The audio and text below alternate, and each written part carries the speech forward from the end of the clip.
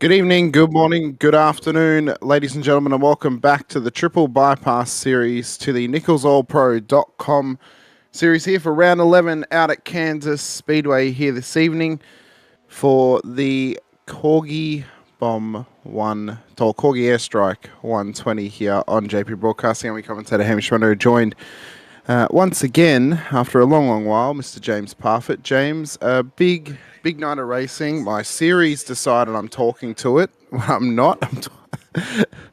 Technology, fantastic. But James, big night of racing, round 11. We're only a few rounds away from the playoffs beginning, and Kansas is going to be a good test for these drivers, and they're going to have to be careful of some shrapnel heading their way as well. Yeah, they definitely are, and there is some interesting things coming for a certain person within this series. They will be hopefully being delivered. I believe it has been delivered, so we will have a chat with the person involved in a little while. But yes, this is part of the Corgi Airstrike 120. If anybody knows what triple bypass is, you know what the Corgi Airstrikes are, and you know that if you've got one, you're being naughty. I received mine.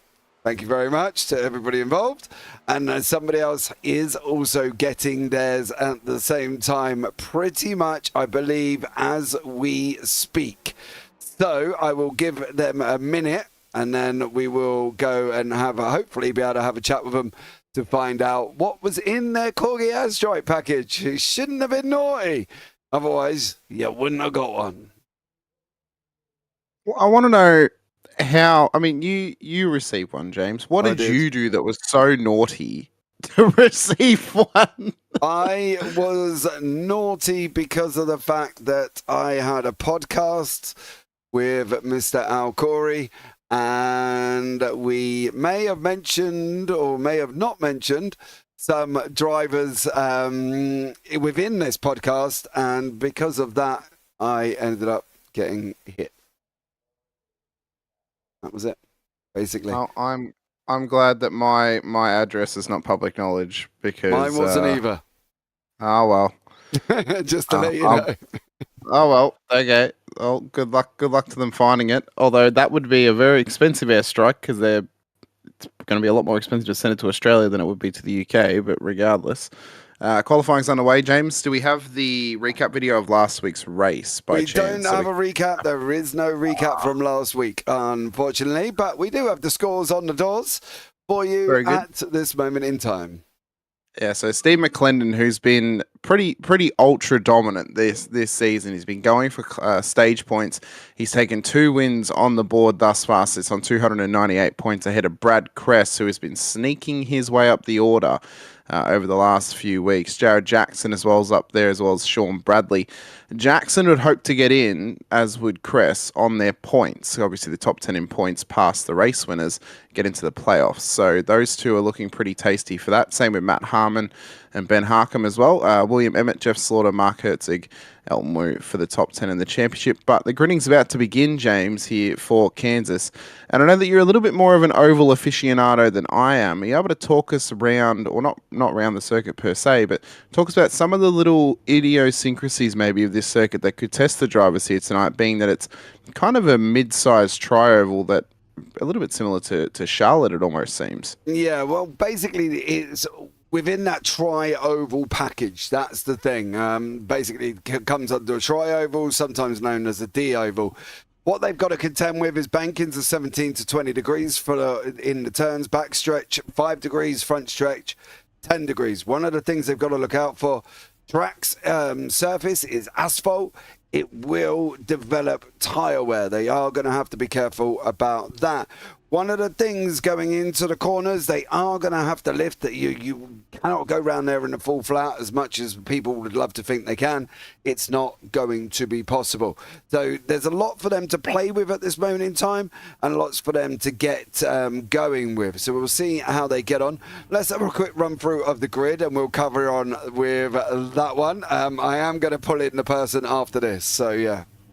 No worries. Chad Bear will start pole position alongside Mark Herzig on your front row of the grid. Matt Pericini and Tyler Merritt On the second row was Steve McClendon and Ben Harpcombe for your top 6. Piracini will be hoping to take a race win here tonight. That'll lock him into the playoffs in a couple of weeks' time. Al Corey starts in the 4th row alongside Jeff Slaughter for your top 8, with Morris Bogan and Dylan Freeman for the top 10. Matthew Aloka and Brad Kress will then make up the top 12 on the grid, with Sean Bradley, Elton Wu in behind, with Will Emmett alongside Elton. Matt Harmon, Keaton Crothers for your top 16. Matt Robinson, Matthew Epting, Tyler Rulis, Ward Fisher.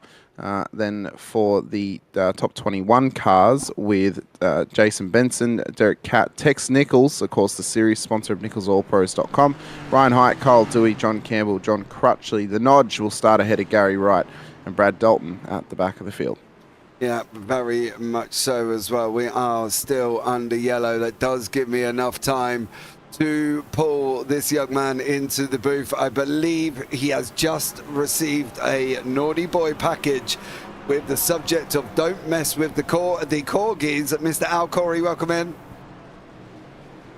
Hey fellas, how are you? How are you, dude? I believe you've just been airstruck.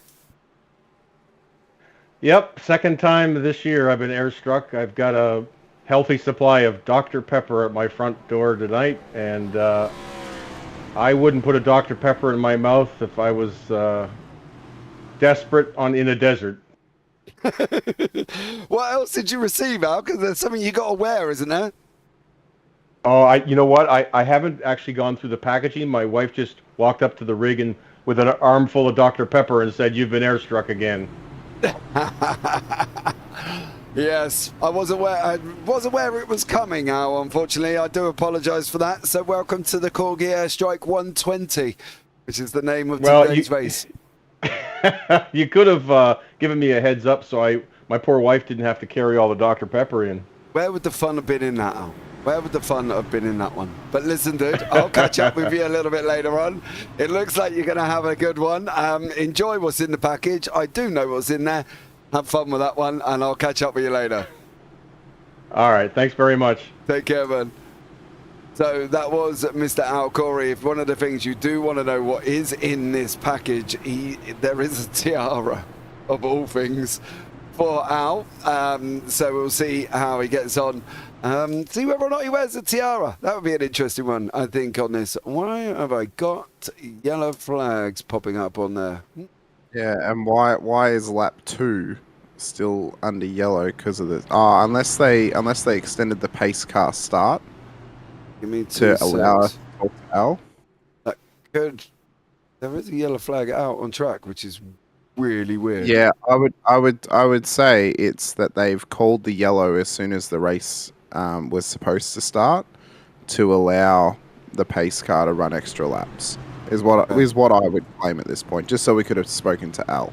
Yeah, well, there you go. So that's the situation. But yeah, lots going to happen. I don't know. Moving on. Whatever went on. It didn't like it. The timing software said absolutely bugger off. So there we go. That's what we've done on that one. But here we go. Let's see how we get on.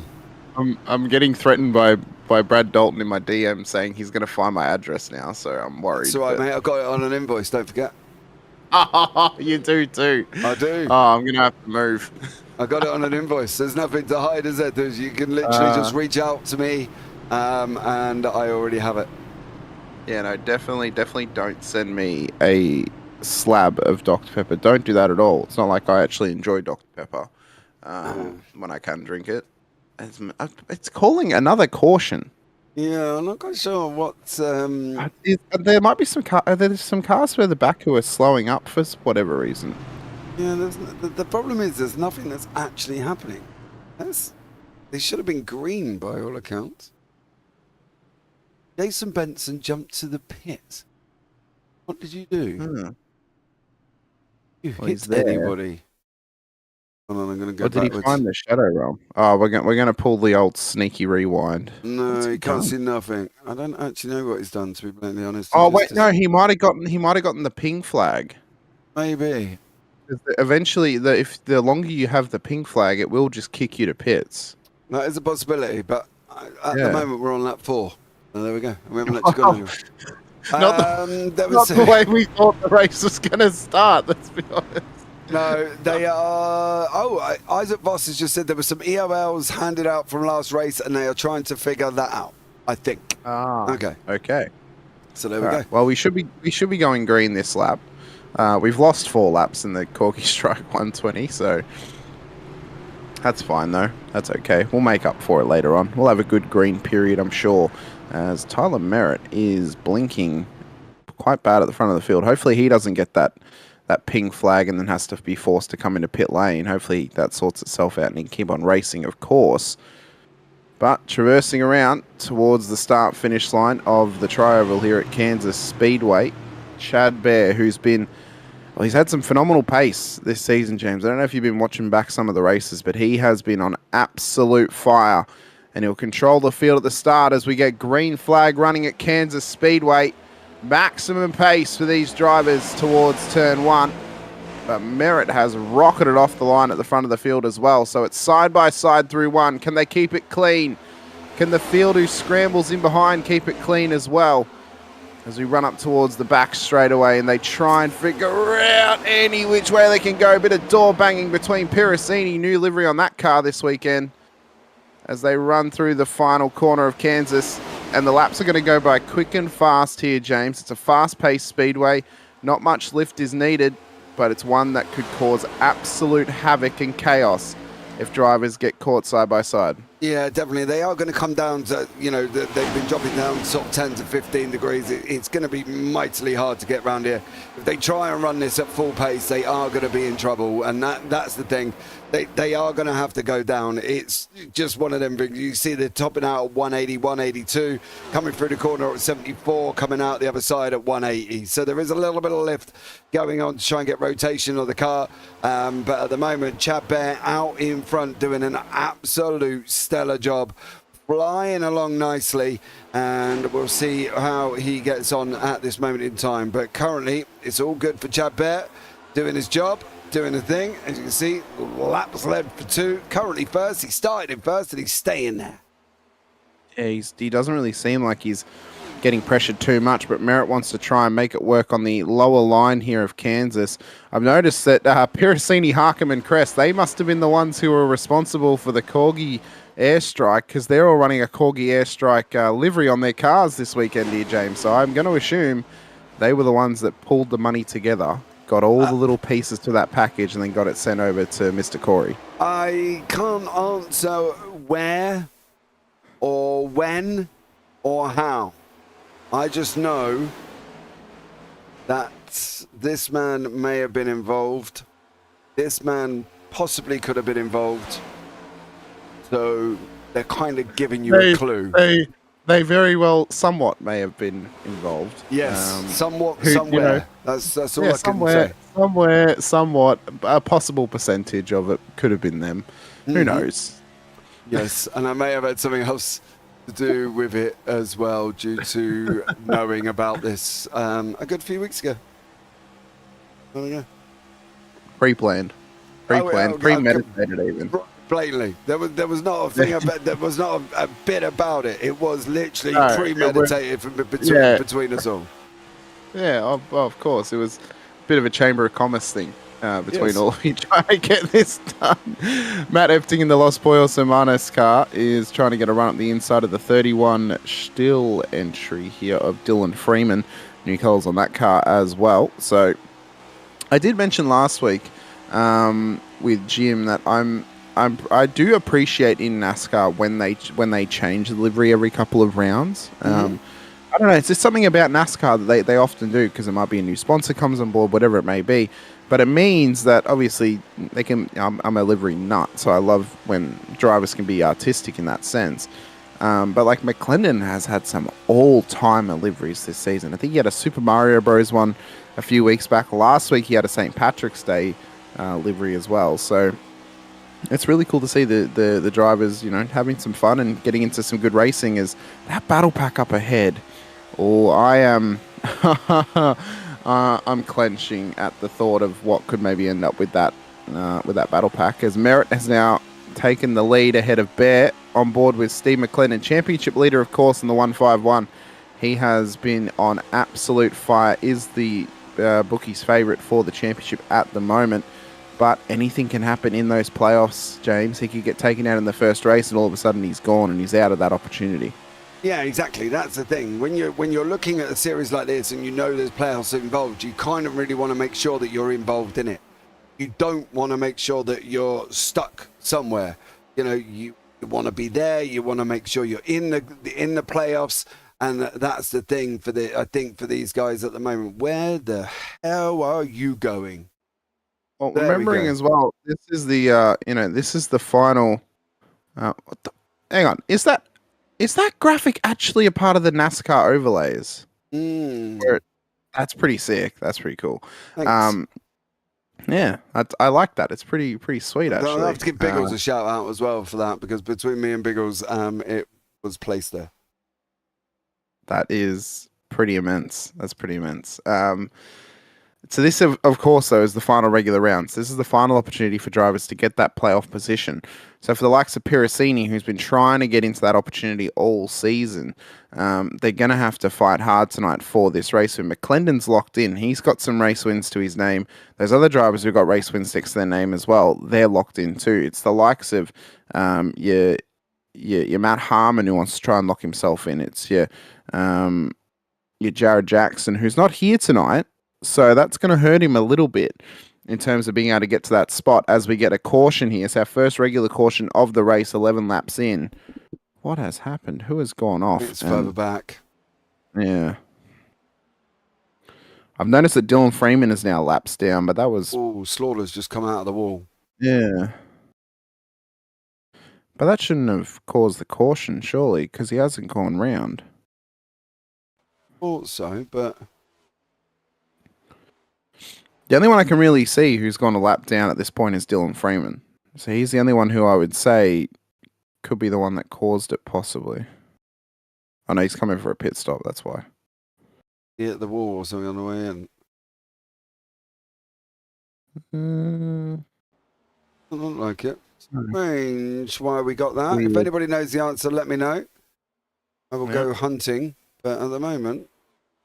Well, we're still on replay, actually. I just noticed. Yeah, I was trying to just see if there's anything standing out. Unless it's Jason Benson, maybe? Maybe. Is it the stage break? At lap 13? Surely not. No, it's not. Okay. I was going to say, dude, no. No. Actually, no, no. We noticed then Slaughter hit the wall, but prior to that, I did notice he had a little knock on with one of those Corgi cars, so that might have been the incident, actually. Yeah, apparently it was a Corgi on Corgi. Yeah, battle, but was the Corgi.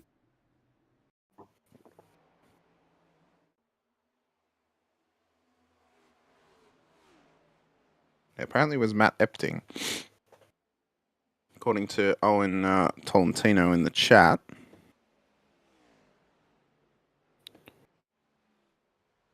Very weird. Unless he's playing funny buggers with us. Somebody in the wall. Runs past somebody in the wall up there. Yeah, that was the car that I think Jeff Slaughter got into. Yeah. So that must have been the one that caused the caution. Yeah, I think it was Ryan Hyatt may have done that, but never mind. Yeah. Moving on at this moment in time, ladies and gentlemen. So there we go. Interesting scenario at this moment. So of course, as we're saying, this is the final regular round of the season prior to the playoffs. So for the likes, as I said, of Piracini, who hasn't had a race win yet this season, he hopes to get one in to try and get himself in a position to race in the playoffs for the championship. I mean, looking at the top 10 of the title race, Jackson, he was 38 points behind McClendon. He's yet to have a race win, but he's not here tonight. So does that mean he drops out due to the point loss? I mean, that would be, after an immense season where he's been trying to stay consistent and stay up the front end, you'd have to worry a little bit if he were to get knocked out by not being able to race here this evening. Yeah, I think he's just going to have to be aware of the situation in and around, isn't it? For him, he's just got to look at trying to, if he's in there, it would be bargain, but I'm sure he's probably got a good reason why he's not. Oh yeah, for sure. I would say almost most definitely, but It then comes down to, can we get a race winner tonight that we haven't had yet to lock in someone who hasn't been in the position? Someone who's done the correct amount of races to get the playoff position, but can also get a race win next to their name to lock themselves in. We'd love to see it if it can happen. We're going to get green flag once again, though. Merritt's going to control the field ahead of Rulers, so it's a Tyler-on-Tyler battle at the front of the field. McClendon is with them, as is Bradley and Epting and Piracini and Bear. So Bear's dropped a little bit here, but he has come through pit road, as did Piracini, as did Bradley, as did McClendon. So is it a mistake from the gamepad extraordinaire Tyler Merritt to have not come in to do the pit stop and now tries to look on towards stage break? Although that's lap 45, so I don't even know if he's even going to be able to make that on fuel if there isn't a heap of cautions out on track, James. Yeah, I think that's going to be one of the things they are going to have to look out for. Whether or not that's going to be possible, whether or not it's something that they're able to go and get there. I'd be interested to know whether or not they will get there, because I think at the moment it's going to be very, very tight, for them. They're sitting on 50% fuel without knowing how much consumption they've roughly got in that car at this moment in time. Merritt hasn't pitted either. Everybody else has pitted on lap 12. Chad Bear hasn't pitted. There's a couple of others that also need to be out of position. You can see we're on stage 1, 17 of 45. So we'll keep an eye and see what's going to happen here and whether or not these drivers are going to be able to get to the stage. I think it's going to be very, very close. Yeah, I think they might need maybe 1 or 2 more cautions to make that happen. And even then, it's going to have to be major fuel save at that point. Oh, what a throwback that is in the 5 car of Elton Wu, the old 98 Kellogg's livery. I have a Hot Wheel of that car, James. I have the whole 98 season. Ironically, the year I was born. Yeah, no, you were born in 98? Actually, no. I was born in 98, sorry. No, it wasn't Elton Wu in the race car. Who's in that Kellogg's car? Because they've got the custom 5 on the side of their car. So who was it that I just saw? It's a yellow, white, and red Kellogg's car. I think it was just in behind before. How the hell have we lost it now? There it is there, just in the top of screen. Not 52. No, Herzog. It's in behind. It's just in behind that battle. Not Herzog.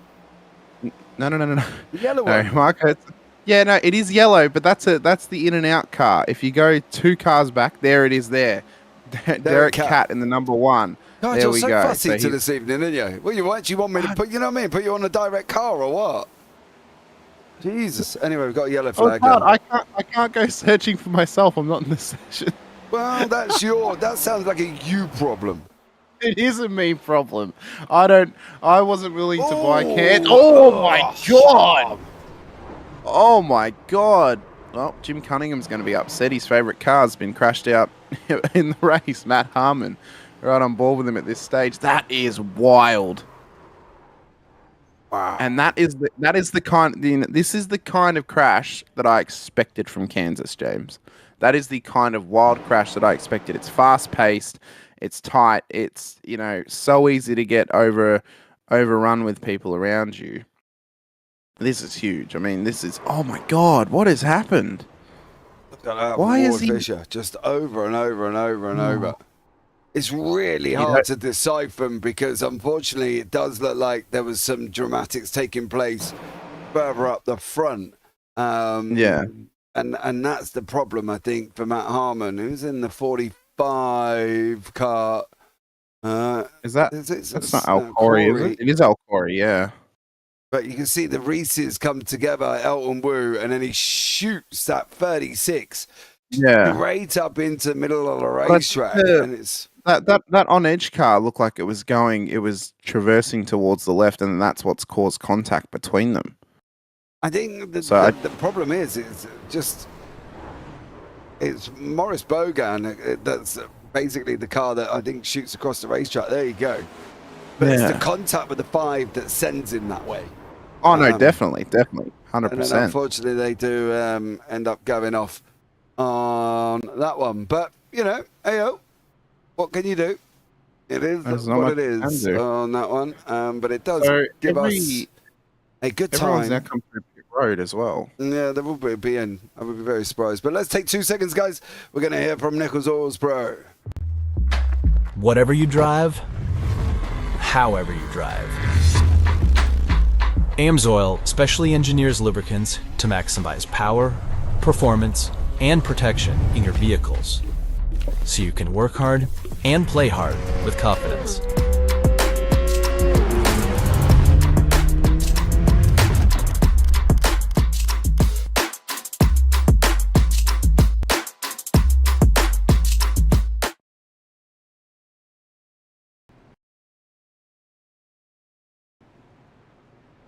I was gonna say, do you want me to send you the one I sent to Jim last week, James?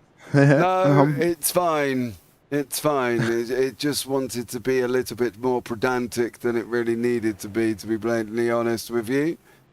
Classic technology. Yeah, it was. The thing is, when we do anything like, it all is working fine when you're in the wonderful world of a practice session.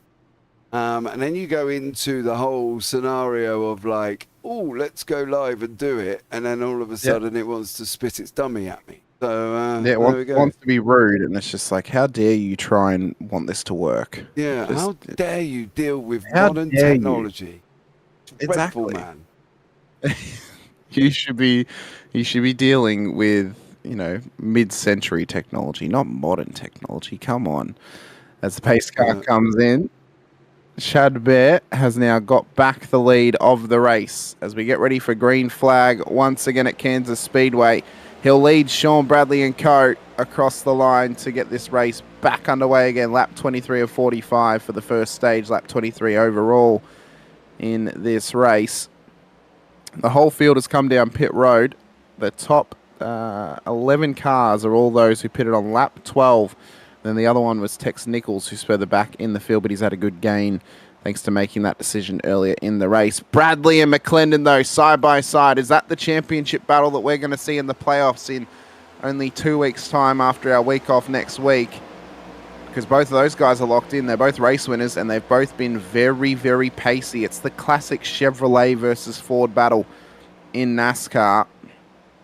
And I mean, it's a tale as old as time. General Motors and Ford often going to battle, and you can see Bradley is the lone Mustang inside of the top 10.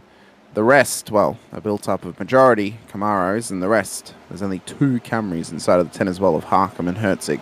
But back at the front, Bear and Bradley still in this battle. Piracini wants to get his first race win of the season to get himself into the playoffs. But it's going to take some fantastic fortitude and a lot of tenacity, James, because Bear's got pace, Bradley's got pace, McClendon's quick, as is Cress. Piracini's going to have to try and be the best of them all here tonight if he wants to get that win. Yeah, he's going to have to try and get out in front. It's going to be not the most easiest thing for them at this moment in time. It's very difficult. You've got to just make sure that you're in and around, where you need to be. If you need to be in the top 10 of the point system, as McClendon, Cress, Jackson, Bradley, Harmon, and others, and Emmett, and Slaughter, and Herzog, Wu all are, you need to make sure that you're there. That's the thing. When you're doing something like this, it's you've got to look at taking the victory, but you've also just got to use your brain a little bit and realize that actually I've got to be here, and this is where I need to be, so I'm going to stay there. If they don't, well, it could just all go a little bit wrong. It's almost, it's a quote that's said quite a lot, especially in modern racing. It's buy a ticket to the end of the race or buy a ticket to the playoffs. And for Piracini, he wants to buy that ticket, and he's had some bad luck over the last few weeks in trying to get that ticket locked in for the end of the race. He'd end up getting taken out, or a strategy play wouldn't go his way. Tonight is the last chance he has to buy a ticket to the end of the race and buy a ticket to a win and buy a ticket to the playoffs, because otherwise he's not going to be in the top 10 of the championship. For Bradley, he's already got his ticket. Bear already has his ticket, same as McClendon. So they're all there. They're all battling in the playoffs in 2 weeks' time. But for Piracini, I feel as if he misses out on the opportunity to battle for the championship, it almost feels like he's the best of the rest. Then it's like, the top 10 will be battling, for that title, but you'd feel he should be there because he's so quick and he's so good in this car as he goes for that low line now on Sean Bradley. So they are battling. Lap 29 to 120. So we're nearly a quarter of the way through the race already, James. Even with only a couple of cautions here, they're definitely going to make the stage in because they've all pit. But you can see how intense this is. How fast they run around these corners. I mean, 170 miles an hour around the corners, 182 down the straights. The cars have got an immense amount of speed, but you can feel every bit of weight in these NASCARs when you're trying to get them around a corner. Oh, bro, you can. It's a thrill, and it's a death-defying moment all at the same time. You know, you can hear the slight little bit of a feather, and then he's off again. But yeah, it's so difficult, so difficult. I think that, you know, there's a class that people, as Europeans and maybe Aussies as well, that you sit back and you just think, it's easy. Full throttle, turn left. Full throttle, turn left. I know it is not easy. Like the little nuances of driving these cars fast is immense. I mean, even at circuits we've seen this season, you know, Worldwide Technology Center, ridiculous, absolutely ridiculous. 2 different corners of 2 different entry types, 2 different exit types. You've got to take 2 different mindsets to those corners. It's fast-paced racing. It's like being in a side-by-side battle down the straight of the Nürburgring up towards the final corner, but for the whole race. Like that is what it is like. And it is intense and it's difficult. And again, there's those little nuances, the strategy nuances as well. Extraordinary in how important strategy can be in oval racing and actually selecting when is the best time for you to pick, because it can make or break your race. Because depending on how many, when you take tires, how many sets of tires you leave yourself to the end, when you take your fuel, because obviously heavy fuel then heavily impacts the car as well. It is such a fine balancing act, and it's one that drivers who are really, really good, they're the ones who can master the balancing act. And the ones who are somewhat good, they've mastered it a couple of times, but again, it's those 100% drivers, and the other ones are the 99 percentile where they're missing that little 1% that makes them absolutely elite and at the front every single time we race. And it doesn't mean they're bad. It just means that they're that little bit lower. Yeah, it's a difficult one, right? NASCAR in general is probably a good 70% luck.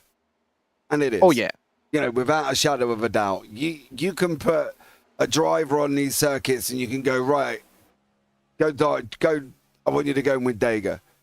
Now, he may sit up front all night. And then that final lap, somebody might just go and punt him off. And that's where your luck comes in. NASCAR is something that while you're trying to manage the tires, while you're trying to manage the fuel, while you're trying to manage everything else, you're also trying to deal with other people's, other people around you. And we can't control other people. Let's not forget that. That's not within our remit of being able to do that. You've just got to rely that there aren't some stupid people in your race that's going to go and take you out. Because I've met quite a few of them. And that's the situation. They just do ridiculous things. You can get, as I said, you can get all the way to the last lap in the lead. Somebody's going to come and punt you off all day. And it's a horrible feeling, but it's a feeling that no matter what you do, you cannot avoid. Because people are at times stupid. It's a control the controllable scenario, isn't it? You can only control so much, so you need to try and control your race as best as you can. Again, that comes down to your strategy and how you approach the race. You look at endurance race winners over time. If you look at IMSA and Porsche Team Penske, the first 2 races of the season, they've controlled the controllable. They've controlled their race. They've run their race. They've stuck to their strategy, and it's paid dividends because they've won both Daytona and Sebring at the start of this season. But then you look at other teams who have tried to, they've controlled what they can control, but then they just get that bad luck. Yeah. You think of Cadillac at Daytona.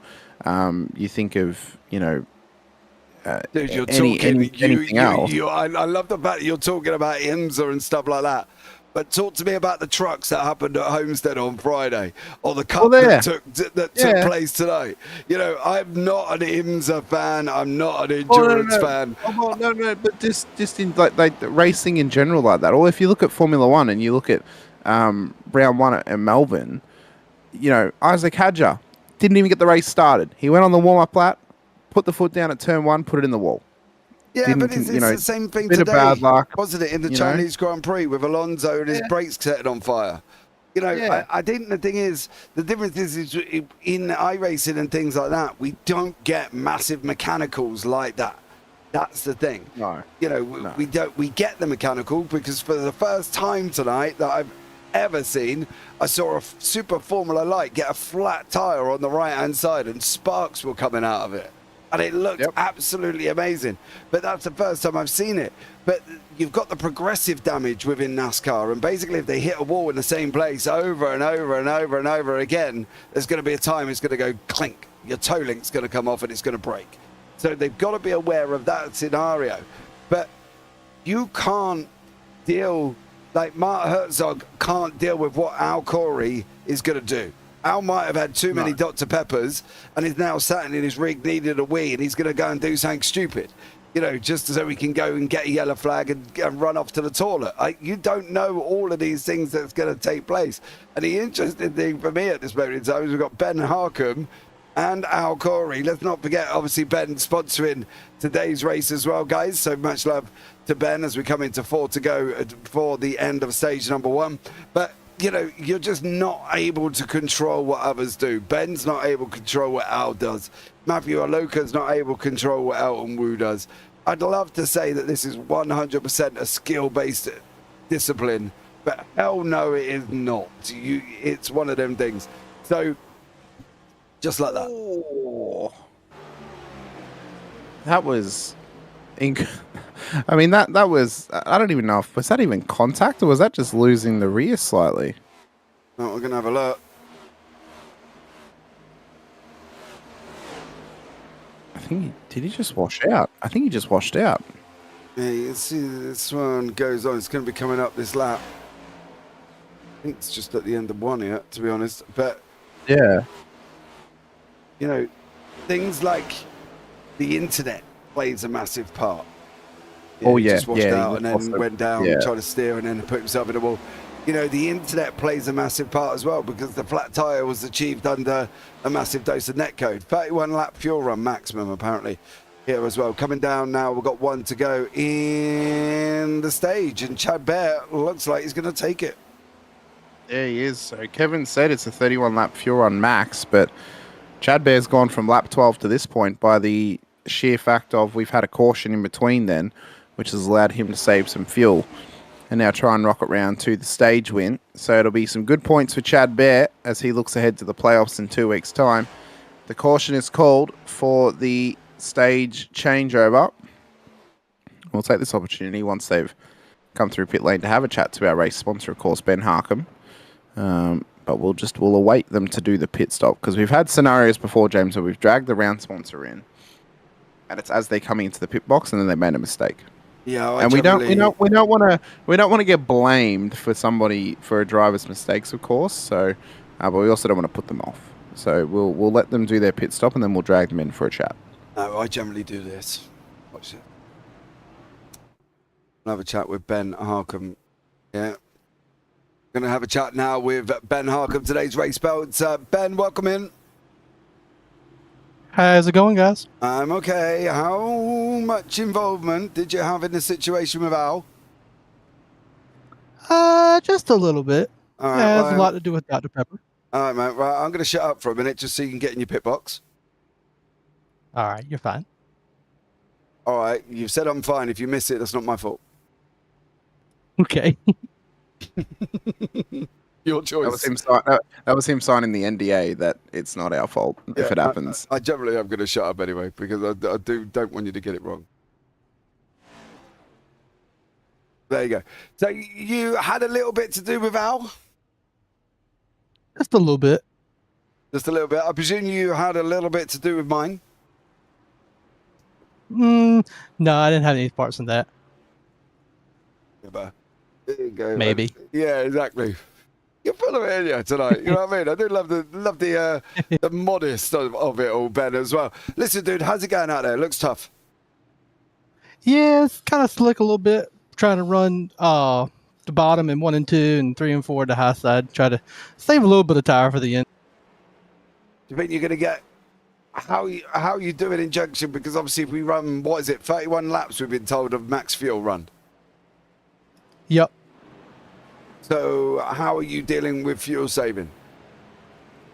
Trying to. I'm not the very best at tire saving or fuel saving, but I'm going to try my best. I did so that last run there. All right, mate. Well, listen, dude, I'm going to put you back down in, what are you in, lounge 3, weren't you, with Matt? Yes, sir. Pay attention where I drag you from, to be Ben, but there we go. Let's move you down into lounge 3, buddy. Have a good one, mate. We'll catch up with you later. All right. See you later. They're definitely planning secret corgi moves down there. Oh, bro, you can hear it now. You know. Oh, yeah. I know full well he had lots to do with the fact that I got the Dr. definitely. Pepper. You know, Definitely. so him and Perezzini, the two of them together, rascals, the lot of them. Maybe we need to Brexit bomb them. Maybe we need to counter strike, James. Yeah. It's interesting at the moment as well, because my wife come in and she was like, I'm trying to explain it to her, and I might as well just been talking to my computer monitor. It was just blank. And she was like, what are you going to do with a 6'1" American flag? I was like, darling, I'm going to stick it up on my ceiling. Yeah, why not? She was like, why? Because I can. You should tell her we're gonna bring some freedom to the bedroom. Is what's gonna happen here. We're gonna put it on the ceiling. I definitely am not putting it on the ceiling in the bedroom. She would absolutely muller me. But there we go. Let's get green going. Green flag's about to come out. Kansas Speedway stage break has been broken as the green flag flies for lap 48 of this race. Chad Bear, who took the stage win, now gets some crucial points in his run towards the championship. Keaton Crothers is up there, Perezzini too, Bradley as well, Cress, McClendon, Herzig, Corey and Slaughter inside of the top 10 as it's a scramble from P2 back. But for Chad Bear, who has become the master of the safety car restarts in this series, James, has already broken away to a nice little half-second lead, trying to break that slipstream as best he can, and then hope and pray, fingers crossed, he doesn't get a caution to break any advantage he can get. This is where it's interesting now, because Perezzini and Bradley and people in behind have got to try and single line it up and see if they can get onto the back of him. That's the thing at the moment. They can let him escape a little bit, but they can't allow him to get too far away. They've got to use what they can do. You know, there's a few bumping, drafting opportunities if they can. If Bradley can get Perezzini coming out the tri-oval, that's one. He can get him again going into one. If he can get him again going on the outside of one, it would be interesting to see if he's able to do that. But I think at the moment, Bear could be just running as fast as he can, like a scolded cat in headlights, and just trying to basically escape. But at the moment, you can see everybody is brought in behind that, even right the way down here to Ryan Hyatt, who is sitting down in 18th at the moment. He's got Benson alongside of him, Harmon in front with Harcum and Epting. Aloka's in there, Robinson's in there. You know, this group have got to try and get this working somehow. I don't know how, but normally single lining it and running nose to tail generally helps them. Yeah, I don't know, if I'm honest, if they'd be able to run a single line astern for the whole grid, James, if I'm honest. I feel someone would make the mistake and someone's going to end up in a wall if that were to happen. It would be good to see, though. It would be good to see. A little bit of quick math. So if it's 31 laps on a regular tank, so without fuel saving, they've pitted on lap 45. They're going to need 2 more stops to get to the end, irregardless. But it means that our critical lap now is lap... Well, to get from 120, to get to 120, sorry, would be lap 89. Would be the critical lap to get home. So if they pit on lap 89, they can get home. But if they were to pit 2 more times and go on a maximum fuel run, they're going to get to, I believe it's 61, so lap 106. Yeah, 106 would be with 2 stops. Yeah, well, they've gone to 45 and everybody's been in. They should effectively go to 76 if we're running on 31. and then 107. Yeah, something like that. So unless they get a caution in the middle and it's going to throw the wind open, and then me and you are just going to sit here all confused because I ain't doing maths at this time in the morning. It's quarter to 2. So realistically, they've got about 5 laps, which would get them to lap 57. No, lap 58 would be the critical of. That's when you can pit, and then you can make it to the critical lap of lap 89. So they need to try and get into pit road at lap 57, 58, even if they have to save a little bit, because that's when you know that they can make it home. But in saying that, it's a long time that they have to go on a tyre set if they were to lock themselves into a 31 lap stint to the end. Yeah, I'm glad it's middle of the day for you, because I wouldn't have been able to work all that one out this time of night. You know what I mean? That's what makes it easy for me, you know? Yeah. So I can do the midday maths for you, James. It's fine. Well, that's good then, because I can't. So I'm gonna leave it to you at this time of the morning. It's nearly 2 a.m. for me, and I wouldn't even want to trust my maths to do that one either. We're on 55 of 120, 32 coming to the end of the race. Perezzini putting Bear under pressure, running the low line in 3 and 4. What's he going to do going into 1 and 2 there on the back end of Sean Bradley's car? A couple of people dropped off around the backside from basically about 21st, give or take, which is Will Emmett, down to the end of that one. JC is also down there. He's out at the moment, to be fair. Gary Wright is out. Bogan, I believe, is still running. So we'll keep an eye and see how some of these guys get on. Tex Nichols is still running. I think he's the last of the runners, actually. Yeah, Bogan's not running at the moment, so Nichols is the last of the runners. Everyone who is still running is still on the lead lap. But yeah, the NicholsOilPros.com sponsor of Tex Nichols is just at the back end of the field. We've been hyping it up all season about this spectacular deal that he has running. And it's, if you send him an email and mention that you were told to shoot him a message by watching the Triple Bypass series, that he then put you on the preferred customer list. And it is a ridiculous deal. I think it's 25% off and free shipping US wide. I think they're trying to figure out Hawaii at the moment, but it's a ridiculous deal for that sort of product, of course. But at the front of the field for Perezzini, well, he wants to try and get himself an even more ridiculous deal of staying at the front and getting a ticket to the end of the race and trying to get a race win next to his name as well. Brake pedal stuck at about 5% for me. Rip from Will in the chat. I believe that's going to be Will Emmett. The only thing you can really do, Will, is come into pit road and fix your do your brake pedal adjustment. Stand on it and see what happens. You know what I mean? There you go. I used to race barefoot, James, so I would curl my toes over the brake pedal and just force it back with my foot as I'm put driving. It underneath. That's what I would do. Well, I'm racing. Generally, if I'm doing racing, which isn't, mind you, I would race in socks with grips on the bottom, and do the same thing. Hook my toes underneath and pull it back towards me after I don't need to. But you should be able to get away, though. That's the thing with a lift here. You shouldn't have to brake to a degree. I think you should be able to get away with a lift, as we have got a caution there. Is it Matt? No, Matt Epting and Matt Aloka are battling, so it's not them. There. Oh, that's what it is right there. So that was with Matt Epting, and who was that went off the road? Ryan the 3 car. Didn't somebody say in YouTube chat they hope that Matt Empting don't take anyone out? Not doing a good job at the moment. I think so. Yeah, let's hope Matt Epting doesn't crash anyone this race, from Owen in the chat. So that's been debunked. Out the window. Completely smashed out. So he is now running around still. What ride height? We do have a caution. So another caution in this race. So the pace car is back out there. So they are at the stage now that drivers could test the waters, James, and come into pit road, and they know that then they can make it home on one stop after this. Yeah, they but could do. That is a gamble. I think if you're further back in the field, if you're in the position of a Matt Aloka or a Ben Harkham or a John Crutchley or Ruleless, further back in the field, worth the gamble, because you never know what's going to happen. Although all the front runners are coming in, they're taking the free stop. Yeah, They're all in. Very interesting. There's only No, they're not all one. coming in. Yeah, that was Dylan Freeman has stayed out, so he's sticking to the regular strategy. So it appears now the regular strategy is the gamble.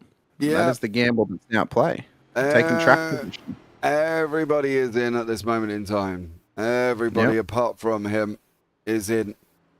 So we'll see what goes on with that one. Perezzini's in pit lane. He's out as well. Freeman is a lap down, so he's gone to get his lap back. Okay, so he's already that's the situation. As Matt Perezzini gets a race out of pit lane and is running there at the same time. We do have a slight issue with that recap. The lead changes situation is not working 100%. So he's taken. So actually, he has not taken tyres on this stop. The top 9 cars have not taken tyres. Chad Bear is the top seeded car at the moment who has taken a set of tyres. So I think for Perezzini, he's probably wanting to save those up for sure, because he'll likely take tyres on his final regular pit stop with the fuel, and then he might be saving some for the last little run in the race if there's a pace car that gets called and he can just jump into pit lane and take some tyres. As McClendon's coming back in, he might have a drive-through. Maybe he got a speeding and pit lane penalty. Maybe it was naughty. Take everything off, and your pit lane penalty would be about 2 seconds.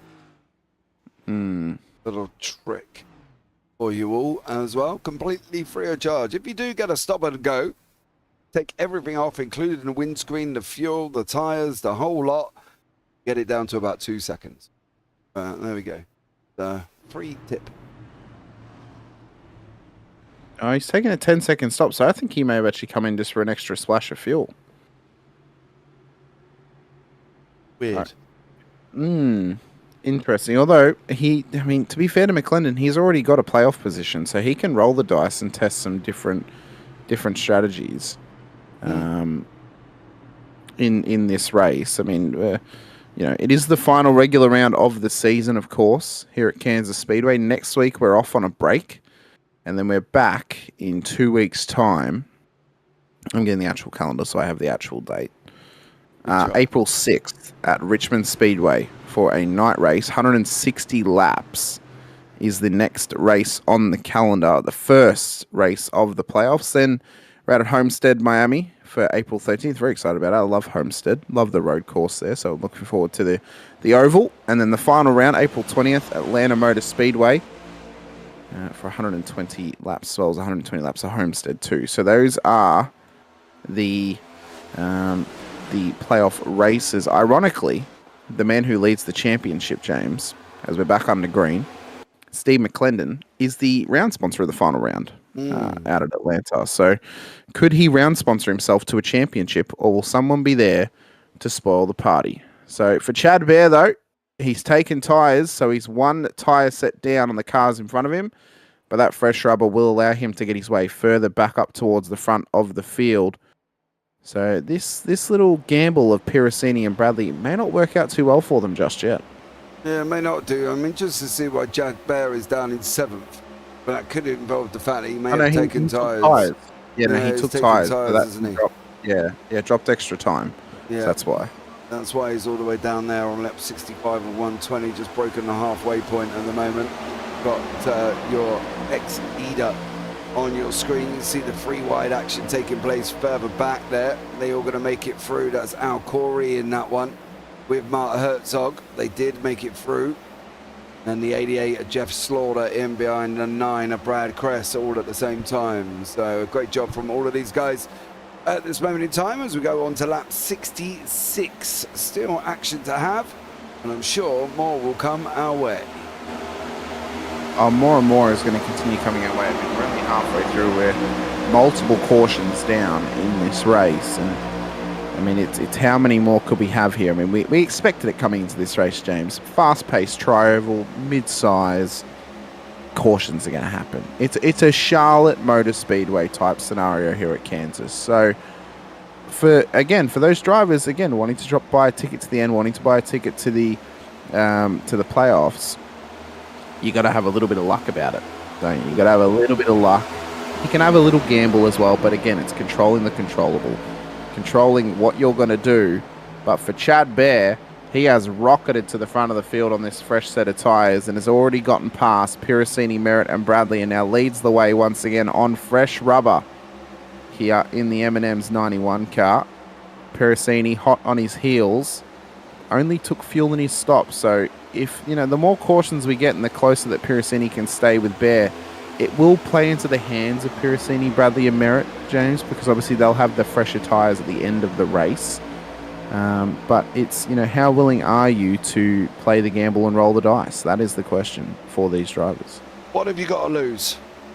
Exactly. Well, for Piracini, he's got nothing to lose. For Bear, Piracini has got something to lose. The opportunity at the playoffs. That's what Piracini has to lose. Bradley, nothing to lose as this contact! And that there is the bad luck coin flipping the wrong way for Matt Piracini once again. Bradley dinked him. Piracini put it up into the wall. Bradley's just ran into him. Almost kind of ran him over. And unfortunately, Bosch, contact from behind from the 57 of Herzog. And that is all she wrote for Matt Piracini. You'd have to argue, James. I mean, at this point of the race, anything can happen, of course, in the last half. Anything can happen at the crescendo. You'd have to argue that might be playoff opportunity over for Matt Piracini. Well, that may be the case that we are now playing with. We spoke about Bear, Bradley, Kress. They've already got their playoff position. He was the one that was trying to get there. And now he's got all the work to do in this race. Now, with this caution, we'd expect him to come in, take tyres. He's coming in. But we'd expect him to take tyres, get this car fixed. I mean, you can see that steering damage on the front end. So the car's going to get fixed. He's going to take some fresh tyres, and he's just going to have to push on. He is... what is it? He's 17 laps away. Sorry, 18 laps away from the critical lap of lap 89. So he's going to have to take another stop at some point. But he's just going to have to try and push on and push forward now and just try and make the end and see what happens. That's all he can do. Yeah, there was a reverse in the booth from Mark Herzog there. So we'll have a catch up with Matt Piracini. You just seen him put him in the wall there. Matt, welcome in. How are you? Not too happy right now. Did you get run over? Yep, the 77 ran me over, just being dumb. Yeah, we did see that. So where are you going to be at now for your playoff hopes? Well, I got to get back to the top 10. Luckily, the stage we finished second, but I'm going to have to get my way back to the top 10 now and pray that I don't get in another wreck. Just really frustrating when somebody that's locked into the playoffs races you like a tool and affects your playoff hopes. It's not cool. I do fully agree on that one. Do you think the fresher tire is going to help? Well, we got to hope so. I mean, got to get back to the front now and, got to try to salvage the day now. All right, man. Well, good luck on trying to salvage the day. Let's see how you get on, bud. I'll catch up with you later. Sounds good. Thanks, James. No worries. Matt Piracini there. That answers that question. He's going to have to try and get up there. Not impressed, mind you, by the sounds of it, Hamish, whatsoever. I mean, nothing against Sean Bradley, but can you necessarily blame him? He ran him over. Yeah. Bro, he ran him over. He did. You got to look at the bigger picture when you're doing things like that. This is one of the things when we were talking about you can't control other people. You can't control the people around you. Piracini had tagged the wall, and we clearly saw that. But for Bradley, that's just a lift away. That's not a run over scenario. And it's one of them things. I don't quite expect what he expected. I don't know. I'm not sure. But what we can expect is some great racing once again. Green flag is out. Chat Bear leads the way. Lap 73 of 120. Tyler Merritt is up towards the front. Could he get himself a race win? We know that he is exceptional, even on a gamepad. And mind you, very rude of him because he right now, I bet, is racing sat back in a lounge chair, eating some snacks and is having a good time, James. While all these other drivers are absolutely sweating in a racing rig. Oh, mate, I couldn't drive on a controller. I tried it once. Oh, no, I couldn't. It's horrible. I do not like it, but the bonus of being able to sit back and relax while you do it, that would be an absolute godsend. Oh, yeah. It really would. I've sat in my chair quite a few times today already. My bum's numb just by sitting here. So if I could squat on my sofa and do some commentary, I'd be amazed. But the problem is I wouldn't have the freedom of sitting here staring at me 4 monitors, trying to monitor everything at the same time. But, for Merritt, if he is sat there chilling out, then, good luck to him. I doubt very much he's sat in a rig. I don't see why you would need to be perfectly honest, sitting on a gamepad. But he's doing a great job. And hopefully for him, he'll be able to get up there. It is sickening, actually, because it doesn't really show movement signs of gamepad action. We'll jump on board and you can watch his movement on the steering wheel. It's still quite fluid, considering. I wonder if he has a program on his computer that adjusts the sensitivity of his thumbsticks. Because that would be a major thing. If you could turn the sensitivity down, that would allow you then to be a lot smoother on the thumbsticks. So that would be I think what's even more disgusting is the fact that he has an over 4K iRating on a gamepad. That is what disgusts me more. Yeah, I think for me it could be the fact that you can get. Now I have seen. Ooh, that's a wall. Maybe the 3D printed thing that changes the gamepad thumbsticks to a wheel. Is that what you're about to say? You can get. He does not use that. You can. He does not use that. We confirmed that with him. So no, that was the first thing that I asked him. I'm like, oh, do you have one of those 3D printed things that changes it? And he's like, nope, I'm just straight up on the thumbstick. And I'm like, how has this worked? How has this happened? How do you feel anything through the pedals? Oh yeah, you'd feel nothing. We spoke to him as well. We're like, oh, how do you go on a road course? He's like, I go pretty well. We got to a road course. He didn't do that well. So I think we joke about, oh, it's only turning left in ovals. I do feel that ovals though would be a little bit easier on a gamepad than a road course would be, because you're only having to go one direction. So that's one of the toughest things is the change of direction and the braking on a gamepad. So Mike in the chat, Chief Marketing Officer of the corporate group here. Sorry I missed the race. Have the kids tonight. That's all right, Mike. It's okay. We'll forgive you this time. I don't know if Al Corey is going to forgive you, though, for being a part of that adventure of sending out corgis to people. I could be in trouble as well on that one. You know what I mean? Yeah. As you said, you could have let me know. I was like, how would I do such a stupid thing like that? You know what I mean? It was our fault. We got ourselves in trouble, so... we got ourselves in trouble.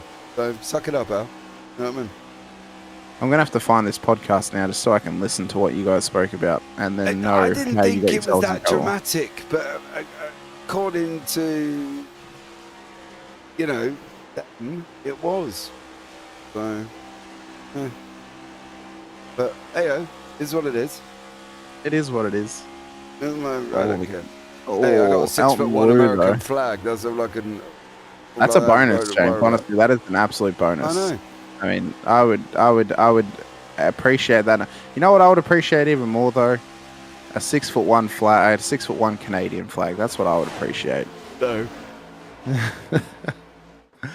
I want Al Corey to corgi bomb me with Oilers gear. That's what I want. Oh yeah, I'll take a cap any day.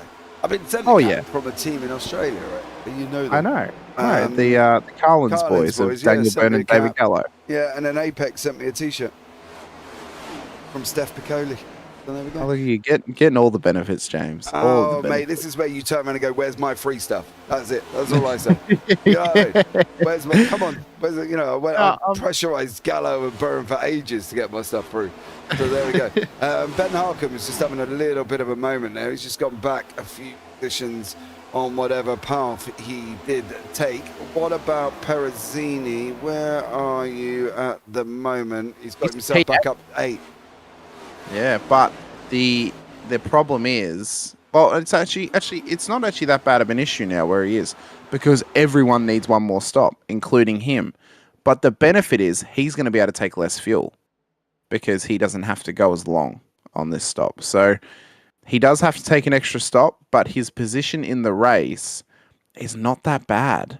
He hasn't actually ended up that bad. He's dropped further back off of he was, but in the top 4, but now he's in the top 6. So the fresh tires are paying dividends. The problem is he doesn't have the lifeline now of having the extra tire set at the end. If he has to take tires at the end of the race. That would be the question if he's got anything left. Yeah. That would be the hardest thing. Yeah. Mike, you're the second person to say that to me. Yeah, I'm getting a little bit worried by these. What's the word? Almost feels passive aggressive about not messing with corgis. I feel like the lol is just to make us feel better. Yeah, tell me about it. I was in the same boat. So I feel your pain. But, yeah. Oh, that was the other thing I got as well, was a Corgi 2025 calendar. Again, this is just sounding like one of the best things ever. I know. Again, the wife was just like, what? I was just, oh no! By your own teammate! Corgi on corgi action! Oh my god! That's Slaughter. Did he ride up on him, or did Slaughter come down on him? Oh, and it's taken out Merritt with him too. Gonna have to have a look.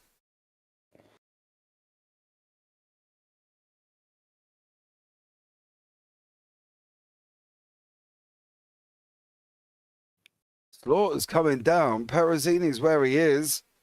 Still where he is. Still where he is. He's riding up a little bit, but not too much. So they straight... no, he's come down on him. Bro, you literally... I have a feeling... Are they in... Oh, they're in chat together as well. Oh, bro. I have a feeling Jeff Slaughter may have just been absolutely rinsed by Matt Perezzini. I feel there may have been a bit of a spray from Matt. I feel language aplenty. Oh yeah, no, for sure. He is in pit road. That will be race done because he's already used his fast repair. Just literally.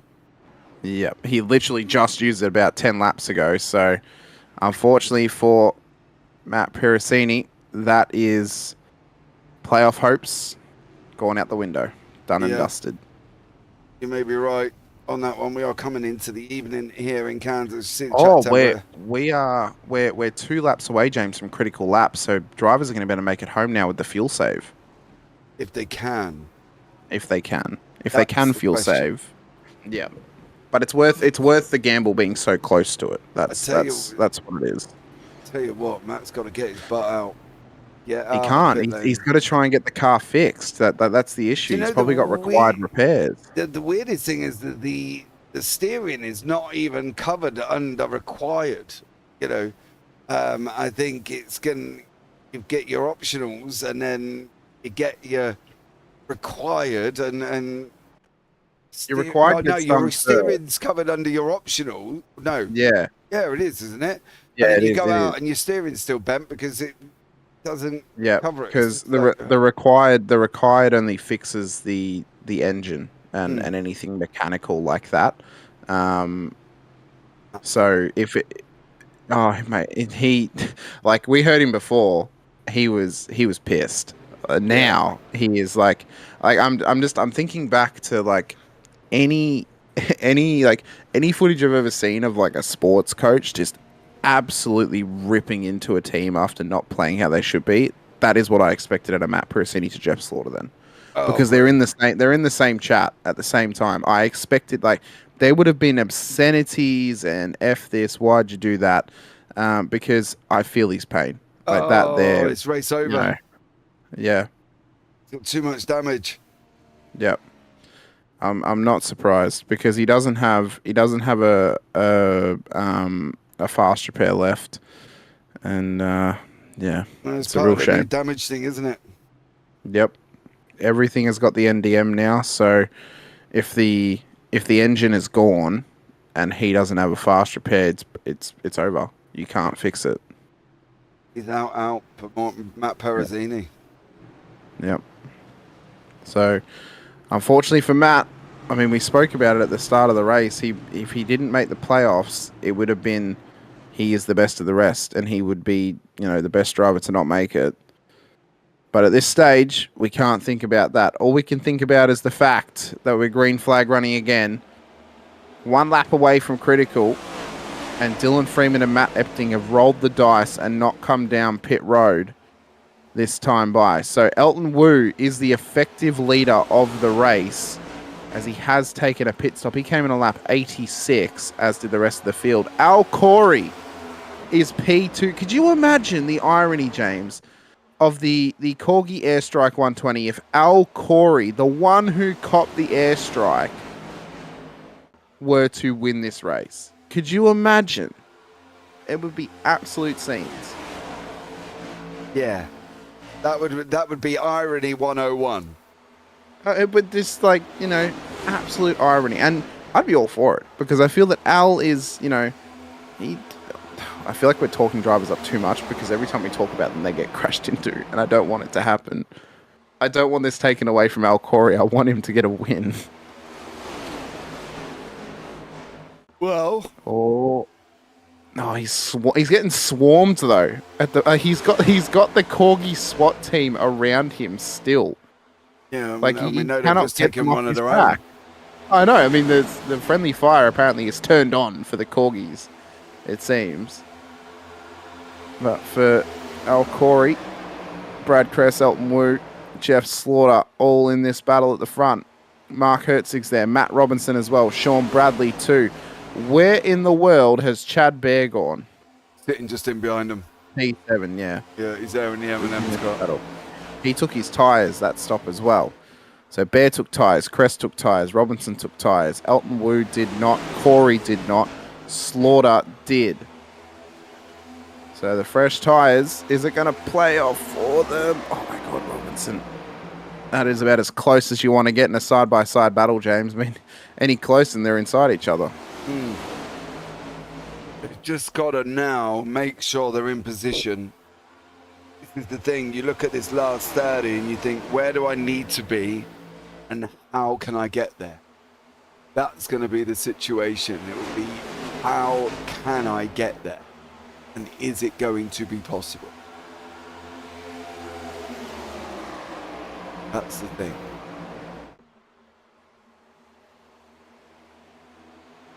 Matt Perezzini going into this 13th. 13th in the championship. And he's got the stage points. So that's a benefit. 9 points on the stage. That will give him 191. That's still behind Benson. No, still behind Benson, still behind Wu, still behind Merritt. So we can't get there. No. It is, and it's heartbreaking. It is absolutely heartbreaking, because it's not just the fact that he got points, it's the fact that those guys are still running at the moment and will get points still at this stage. So, it's, we always say it's racing, it happens, but it doesn't mean that it can't break your heart from time to time as well. Oh yeah, dude, that's the thing. I think for Matt Perezzini, he's got to sit back and just chill. Corey's going backwards now since you bigged him up. He's dropped back to basically round about P8. Sounds like a skill issue to me. That was a you issue. Instead, since you bigged him up and said, "Come on now, you got the win," he's gone backwards. I didn't say he has the win. I said I'd like him to win. I try not to play favorites, but I feel like that would be an everybody like that scenario if Al won. Well, everybody would, but unfortunately for Al, doesn't look like it's likely to happen. There we go. On this one, lap 97 of 120. Weirder things have happened, James. People have been taken out in the last moment. Anything can happen. Dude, I saw a geezer win, mate, and he was on the final lap, and he got taken out by a back marker. To be fair, James, anything can happen. You won Martinsville, so that proves it. Oh yeah, I come from the back.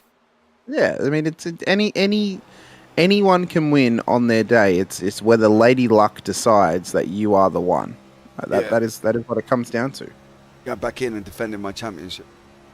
It's fine. I'm doing it next year for the Raw. Yeah, going in defending my championship this season at the MX 500. Probably not in VR this time though, however, because 4.5 hours spent in VR was a killer. Oh, dude, that absolutely horrid. But I do wonder if being in VR actually helped, because I was allowed to sort of swivel my head and see more. So I'm a bit 50-50 on it, because I think it may have assisted in some of the things that I'd you can get that much. Yeah, triples you can get that much. So. Dude, I've got 4 monitors on the wall. They're attached to the wall. How am I supposed to get triples with 4 monitors attached on the wall? Build a new PC. That's how. No. My wife would batter me. Absolutely kill me if I was to build a new PC with and put 3 triples. Give her a give her an ultimatum. It's either the freedom flag goes on the roof in the bedroom, or I build a new PC and see what she says. The freedom flag in the bedroom. And then I'll just say to her, the rules are this: America has to come out every time at the end. The sound you make has to be the sound of the eagle. Yeah. Every time. Mike, VR is an advantage. It is, Mike. And this is the thing. When I did Martinsville, I said, since it was the guy who was going to spot for me, I said, look, we'll probably only be in an hour anyway, mate, because we'll probably get taken out. But it allowed me to see a lot more, especially at Martinsville. I was able to spot the insides and stuff like that. And it did have its advantages, I'm not going to lie. But would I really want to spend 4 hours in there again? Probably not. But you never know. We'll see what happens. Mark Herzog is there, funny enough, chasing down Al Corey. Yeah, he's trying to get up to him in the in-and-out car. Of course, Mark Herzog in the 5-7. Let me just double check if he has actually locked himself into a playoff position. I need to double check these things. He has. So he's already got a playoff position. He's not fighting for anything this week. He's here for a good time, here to try and get the best position he can in this race. The drivers inside of the top 10 who are locked in is McClendon, Bradley, and Herzog. We can make a pretty heavy claim Brad Kress is locked in P2. Pretty tough for him to drop 86 points to drop outside of the top 10. Jared Jackson, could he drop 48 points to drop out, James? I don't know. You have to come. The thing is, as well, there's going to be a lot of jiggling around at the moment. And the reason I say that is because you have to complete 9 races to be eligible for the playoffs. It's true. And Herzog's only done 8 with this one. Wu's only done 8. So it is a possibility that the likes of Perezzini would possibly go over the top of them. That's if he's done 9. Well, yeah, I presume he's done 9. So, okay, well then we can do the quick maths. So who is racing in this race? Who's done 8 races? McClendon, Kress, Bradley, Harmon, Ben Harkham, Jeff Slaughter, Herzog William Emmett. Herzog will only get to 8 races, which feels a little bit. I think with a race win, he should be allowed in. With 8 races. This is Merritt's last one, Benson's last one, and Perezzini's last one. So with them 3 and only 2 spots up for grabs at the moment, I think he's still going to miss out. Yeah, it would be incredibly. I think it'd be lucky at this point if Perezzini were to get in. I think that's all he can rely on. I think for Herzog, who this is his 8th race, I think because I'm not, obviously they have their rules, but I think because he's got a race win, James, he should be locked in with 8 races. Like, he's 1 race away and he has a race win. I mean, surely there has to be some sort of leeway in that sense. It's not like he's done 1 race and won it and then he hasn't raced again. Yeah, no, that would be ridiculous. No, I think the rules are rules, and they all knew the rules going in. This is true. And the likes of Wu, the likes of Herzog, who were aware that basically they've got to do this number of races.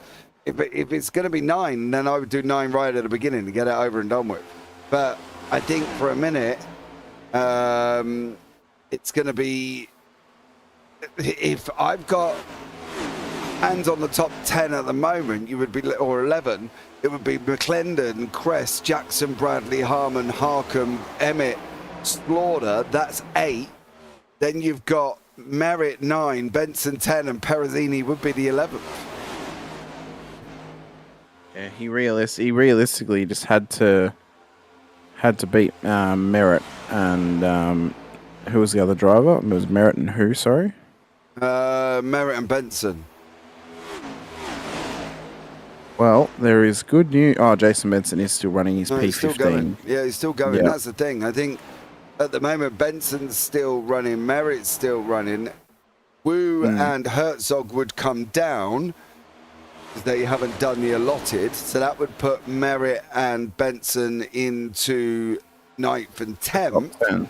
And then Benson Perezzini would also jump them too because they haven't done the allotted.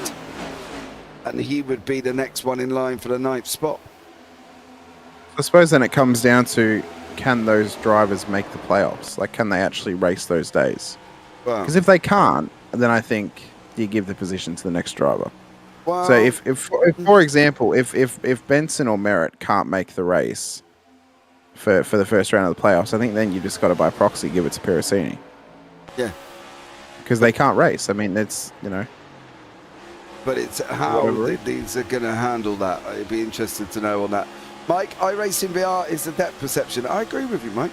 I do agree. It does have its advantages, but it's just whether or not I fancy another 4.5 hours in an MX-5 hurtling around Martinsville, Mike. That's my point. Well, I'll give you the selling ticket then on the Raw, James. You know that it's 2.4 hours. It does not go any longer than that. Well, there you go. So you've got it easy. Yeah. That's the ticket. Is you race the Raw, because you know it only goes for just over 2 hours. You either pick the LMP3, because it's going to be in every single split, or the GT4. You can be mad and pick the TCR, which is fun. It is fun in the TCR. But, it's just, you just run laps. It's a good time. And Daytona's a good track. I agree with you. Yeah. I agree. We can see, though, Merritt is hot on these drivers' heels. Oh, it's 9 laps to go.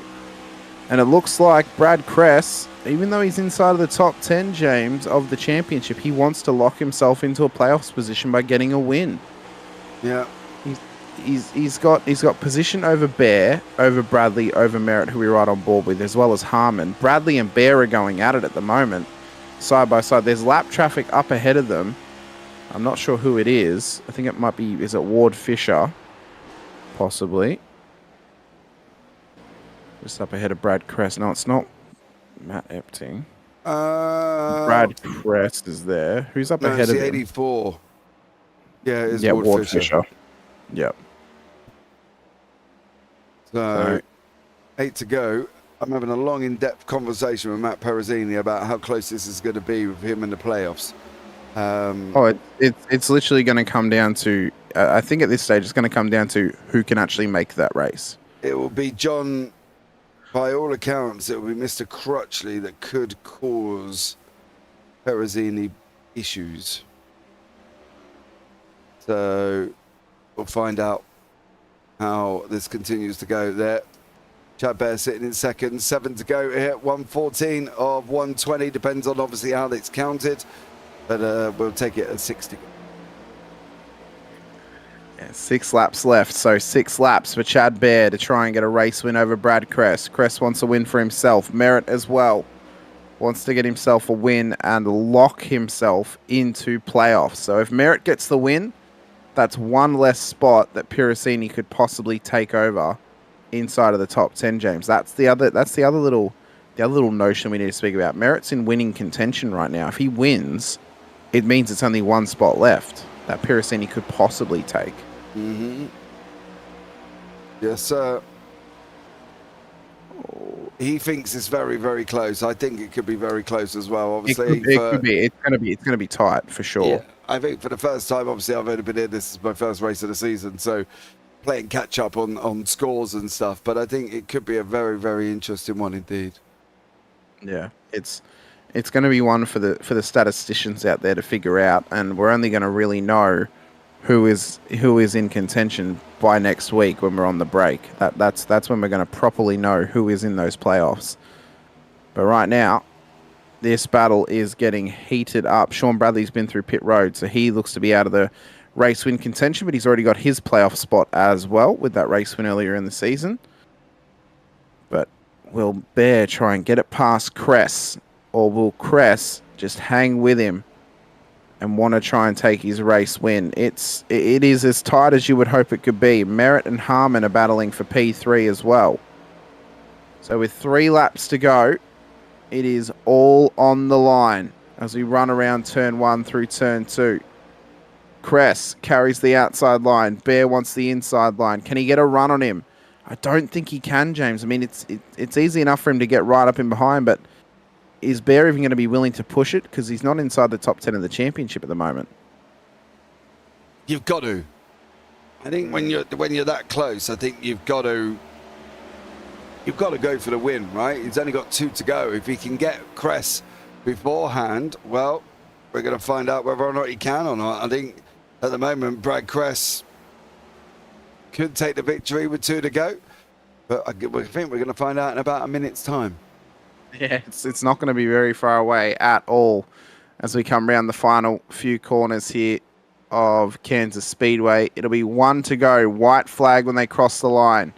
Brad Cress, who wants a win next to his name on the number 9 car. One of those drivers responsible for the Corgi airstrike. We don't know how much percentage he had in that one, but apparently he was at least a part of it. But Bear outside, side by side down the back straight. He's got to run.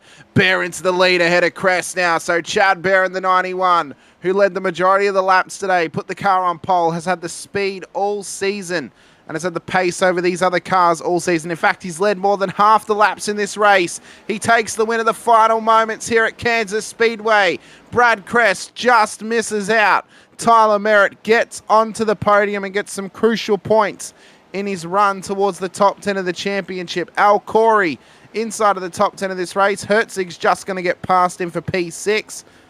As we look back to Derek Catt, who gets into P11 on the road. One driver's dropped spots. Was that Ben Harkham, who was on the low line there and just gave up some positions? I'm not sure. But what an end for Chad Bear. Takes a win this season now. Gets past Brad Cress in the final moments of this race. It was intense. And now for these drivers with a week away, there's some self-reflection. There's some fingers crossed, some hopes and prayers for those on the cutoff line for the playoffs. They can sneak their way in somehow. Yeah, I think that's the thing now. It's nail-biting time, isn't it? Can they do it? Can they not? You know what I mean? Who's where? How's it going to finish off? I think a few could be in trouble. I think they very well could, but the provisional race results on your screen now. Chad Bear takes the win over Brad Cress and Tyler Merritt on the podium. Matt Harmon, Keaton Crothers for your top 5. Mark Herzig, Al Corey, Tyler Rulis, John Crutchley, and Matthew Aloka for the top 10. Derek Catt, Jeff Slaughter, Ben Harkham, Will Emmett, Ward Fisher for the top 15.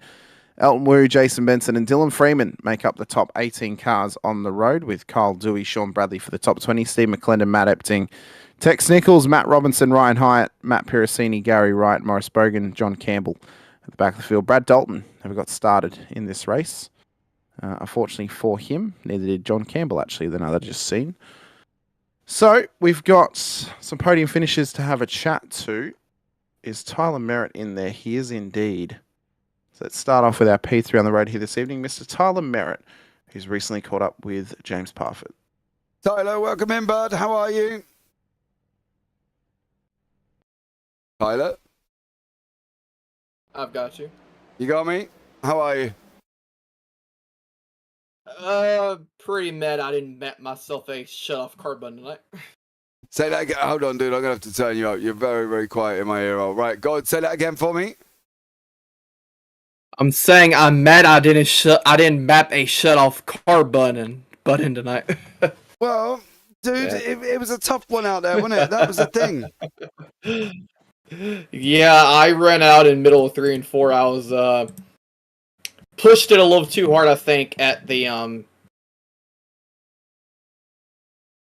pushed a little too hard at the end. I think I could have maybe caught him, but I ran in field middle of 3 and 4. But I'm happy it's a podium, and I made it into the playoffs, so that's good.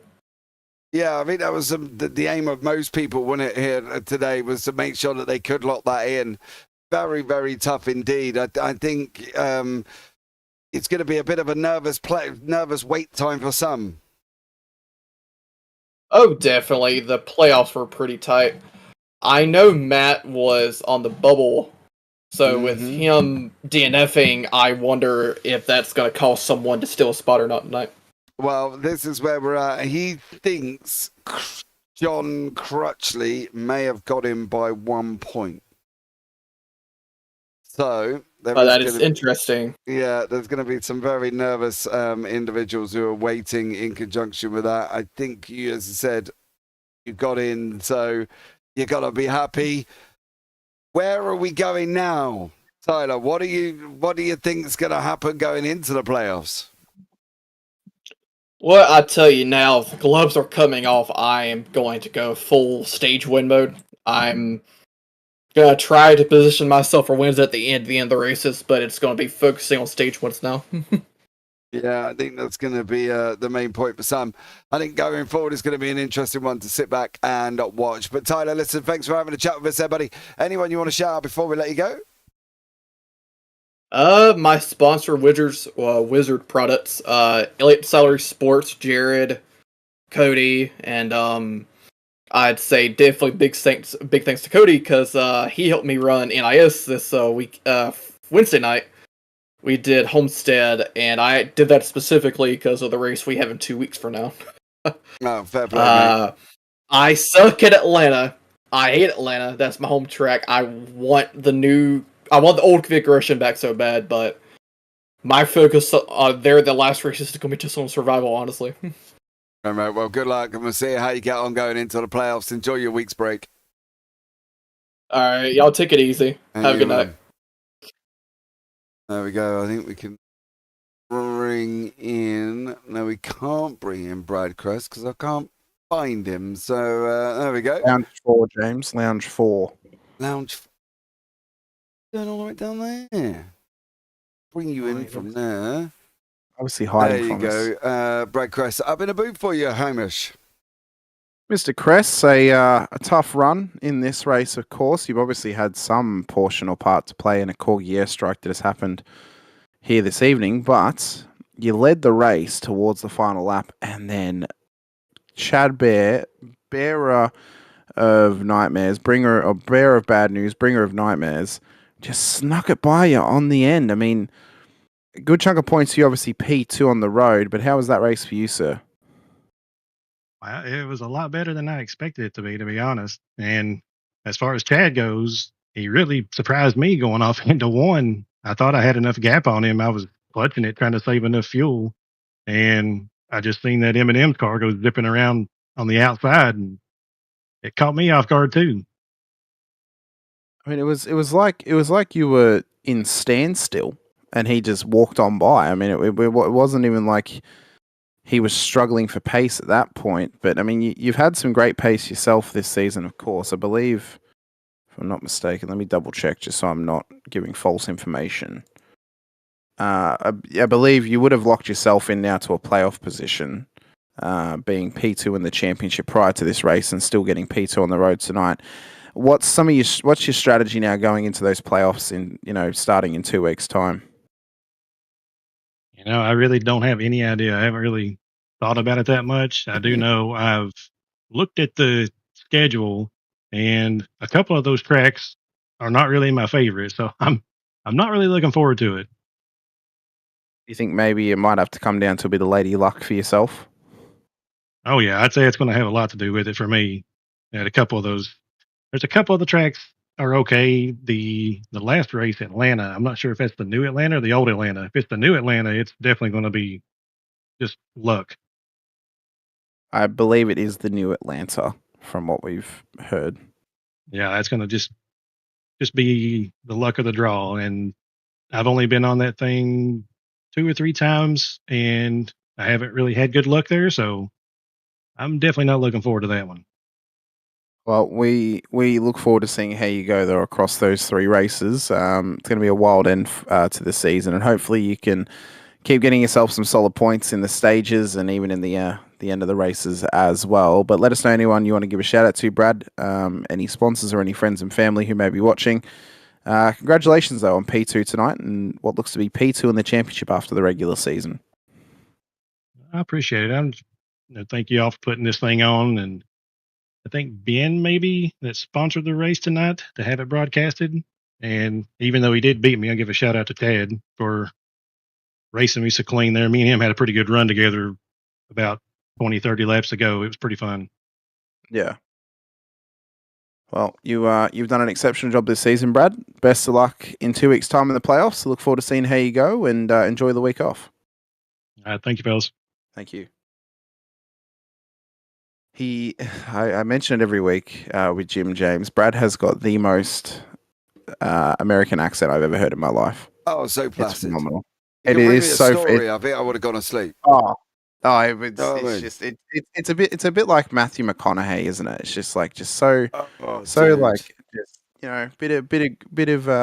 bit of gravel about it, but smooth at the same time.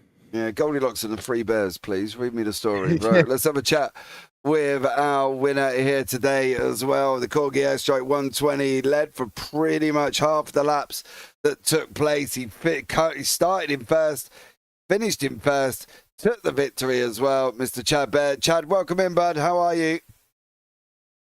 Hey, I'm good. How are you all doing? I am doing very well, Chad. Thank you so much. I've finally come back and sat and watched you guys go round and round in circles, but it was a great fight in the end. Hey, you were looking strong at the end of the race. So I'm going to presume you had fuel and tires for days, are we? Well, I had more fuel than most did, I guess. I was clutching it the last, I don't know, almost the whole last run, maybe 20 or 25 laps. I was clutching it going into both turns, and I think I may have had a little less than a quarter of a gallon at the finish. So it was pretty exciting. I've never won a fuel mileage race, so that's check that one off the list. Yeah, fair play to you, dude, as well. You know, Brad was saying he was trying to save fuel, and you just sort of motored straight past him as if he weren't even there. So fair play to you on that one, and you know, absolutely amazing race out there in general. What do you think's the ambition going forward, you know, for you now? Where do you see yourself going from here? Yeah, I'm not in the championship race or whatever, so I just kind of show up when work allows me to show up. So I don't know. Hopefully maybe get another win before the end of the season. I feel like I give away about at least 2, maybe 3 earlier in the season, so it was good to get this one. I was convinced that I was going to run out of gas at the end of this and not get this one too. So maybe make up for a few missed opportunities at the end of the season. That's really all I can shoot for. Yeah, you've only been here for 5 races, 6 including this one. So unfortunately, it's been a little bit of a bummer season for you as well. But let's see how you get on. Jan, anyone you want to shout out before we let you go? Shout out to, I think Ben is the one who sponsored the race. Shout out to him. Always like racing Ben. He's super clean and respectful. Just good dude. Just shout out to everybody in the almighty Triple Bypass Racing League. It's the best thing on iRacing. So shout out to you guys. I'll be looking forward to going back and watching it. Oh, man. Well, you listen, dude. You take care. Have a good one, fella, and I'll catch up with you soon. Yes, sir. Have a good one. And you, man. There's one more person I want to talk to here as well. We had a brief chat with him at the beginning when we knew he was getting hit. Has he finally got round to open up the rest of the packages? Mr. Al Corey, welcome in. Hey guys, how you doing? Well, I have good news. The hot dogs have arrived. There was some discrepancy about only buns and a pallet of Dr. Pepper, but apparently a 500-pound package of hot dogs has also been delivered. Okay, what else was in there for you? Well, all I can say is hot dogs, buns, and soda. Okay. Well, I believe there may be some others. Just putting it out there. Maybe slightly aware of a little bit more that may be coming your way. But I initially when this was put to me, Al, I asked the question why. And the response I got back was just don't mess with the corgis. Do you know why this came your way? Shenanigans from the Corgi Airstrike Corp. Look, these guys are nuts, and I don't know if there's any rhyme or reason to what they do, but it makes for some good laughs, and we sure enjoy having them. But yeah, I have no idea, James. There's no explanation to this. No, dude, I got one as well. And funny enough, I got one after talking to you, Al. So well, that's kind of odd, isn't it? Well, no, because you've been here as well. I can only feel it may be the fact of we were talking about drivers, weren't we? And we said, is there any drivers that you've had to sort of put the whip into? I think Matt Perezzini and Coop was the other one. So I think we may have got done for mentioning people like that, Al, I'm afraid. Yeah, that's the power of the internet. You never know how it's going to come back at you. Yeah, exactly. But listen, dude, how was your race out there? How was your race, Al? Yeah. Race was actually really good. I enjoyed it. It was very like white knuckle driving near the front there in the top 10. It was really close. I don't know if you guys could tell how close it was on the broadcast, but yeah, it was really tight. And I was set up with an extra set of tires at the end if we got a late caution, but it had the feel of green, so I started fuel saving right from the last yellow, and I was able to just squeak it across the line for 7th, but I know a few guys ran out of gas before they could get there. Yeah, I would like to say as well that Hamish said it would be good if you got a win, but at the moment he said that, you went from 3rd to 7th in the space of a corner. So I'm sorry about that. You can blame Hamish. I'm sorry that Al couldn't handle the pressure of being out of Well, my tires were a little older, and I knew I was going to have to save some fuel. So, it just didn't quite work out. But I'm always happy when I get a top 10. You know, I would have liked a top 5, but it was a good race. It was a little cleaner than last week, which was good to see, and there was some really terrific racing. Yeah, there definitely was. But is there anyone you want to shout out before we let you go? Oh, not really. Just the normal guys. All my admins. Thank you guys for the broadcasts, and we're real excited. I'm going to be able to meet several of these guys in person next weekend at the Martinsville race. So I'm flying up to Virginia this weekend, and I'm going to meet like 5 or 6 of them, and I'm just really, really pumped to meet some of these guys in person. So that'll be great. I'll make sure I take lots of photos. If you can pick me up a program and a hat of Danny Hamlin, and then let me know I've got much I've got to send you. I will do that for you, and we'll make sure to get it to you. All right, man. Have a good one, Al. We'll speak later. All right, take care, guys. Take care, bye. Every season, bro. Like last season as well, there was a friend of mine that went to Martinsville. I was like, dude, you got to pick me up a program and a hat for Danny Hamlin. And that's what he said. Why do you come off as a definite Danny Hamlin fan, James? I mean, it's just that seems like do you want to know why?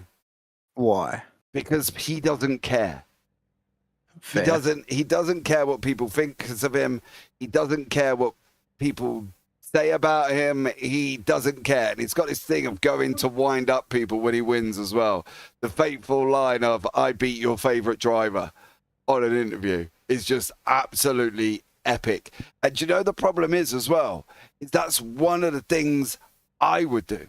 I don't care what people say. So I would do exactly the same as Danny Hamlin. I would be there and I'd be like, "I beat your favorite driver," or "I'm better than your favorite broadcaster." You know what I mean? That would be what I would do. Pure arrogance, and I absolutely bloody love it. So that's why I'm a Danny Hamlin fan. Fair enough. Well, that will bring it in, though, to our running of round 11 of the NicholsOilPros.com series here. The end of the regular season for the Next Gen Cup here at Triple Bypass Series will be away next week for a week off, and then we'll be back for 3 weeks in a row for the playoff series. That top 10, as we said, will get sorted out over the next week, and then we'll properly know, and we'll be able to intro it very effectively leading into the next race, of course. But it's been a fantastic season thus far. We look forward to seeing the next race out on track from the Nichols Oil Pro Series. Appreciate you guys being here with us. Be sure to hit the like button, the subscribe, the bell icon as well, so you're notified whenever we go racing here on JP Broadcasting, with so much more on offer for you for the rest of March, leading into April and the rest of 2025. There's no other place you'd want to be to check out some wonderful sim racing across the world. But I've been Hamish Rondo with James Parford alongside. Appreciate your time. Appreciate you being here. See you guys next time on JP Broadcasting. Stay safe, drive hard, and as always, bye for now.